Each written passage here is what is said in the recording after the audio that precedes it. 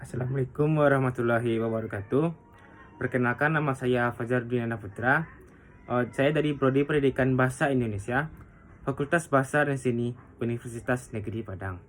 Baiklah, di sini saya akan meresensi sebuah novel yang berjudul Ayahku Bukan Pembohong. Novel ini ditulis oleh penulis terkenal yaitu Terelie. Buku ini diterbitkan pada tahun 2011 yang diterbitkan oleh PT Gramedia Pustaka Utama yang berada di Jakarta.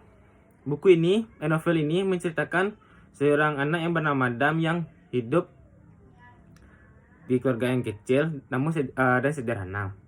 Meskipun gitu, ia memiliki ayah yang hebat yang terkenal akan kebaikan dan kejujurannya. Si Dam ini dibesarkan dengan cerita-cerita yang diceritakan oleh ayahnya.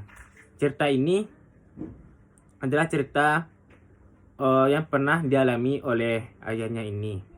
Seperti ia pernah bertemu dengan pesepak bola terkenal, atau ia pernah bertemu dengan manusia terbang yang terbang dengan layang-layang raksasa. Kedengarannya cerita tersebut tidak masuk akal. Meskipun begitu, karena si Dam ini masih kecil, sekitar berumur 7-8 tahun, ia pun mempercayainya.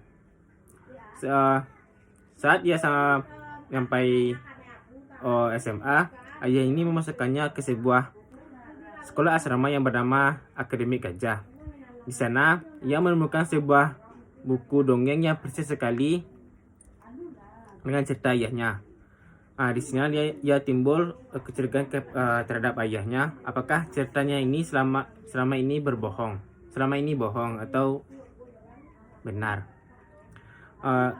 Dan di sana pula ia mendengar kabar bahwa ibunya ini telah meninggal dunia. Ketika ia menghadiri pemakaman ibunya, ia pun bertanya kepada ayahnya, apakah cerita-cerita yang ayah ini sampaikan bohong? Ayah pun bilang, tidak nak. Mendengar itu, si Dam ini mengajukan bukti-bukti yang telah ia kumpulkan selama ini. Meskipun ia menunjukkan buktinya ini, ayah ini tetap bersikeras itu tidak benar. Di sanalah ia mulai membenci ayahnya. Setelah itu, menjelang ia masuk perkuliahan, ia ingin memilih hidup sendiri. Ia tidak mau hidup bersama ayahnya. Selama perkuliahan, ia bertemu dengan teman kecilnya dulu yang bernama Tami. Tami ini adalah gadis yang baik, cantik, dan juga cerdas. Selesai kuliah, mereka ini akhirnya menikah dan dikaruniai oleh 2 orang anak yang bernama Sasankon. Ketika itu si Tami mengajak ayahnya ini tinggal bersama. Si Tami ini mengajak ayahnya si Dam ini untuk tinggal bersamanya. Ayah si Dam ini mau, dan ketika bersama cucu-cucunya, ia menceritakan cerita-cerita yang pernah ia ceritakan kepada Dam dulu. Mendengar ayahnya mulai bercerita, Dam ini marah dan mengusir ayahnya ini. Ayahnya ini pun keluar dari rumahnya, namun dia tidak langsung kembali ke rumahnya dulu. Ia kembali ke pemakaman ibunya. Di sana ia sedih dan menceritakan bagaimana keadaannya. Di sana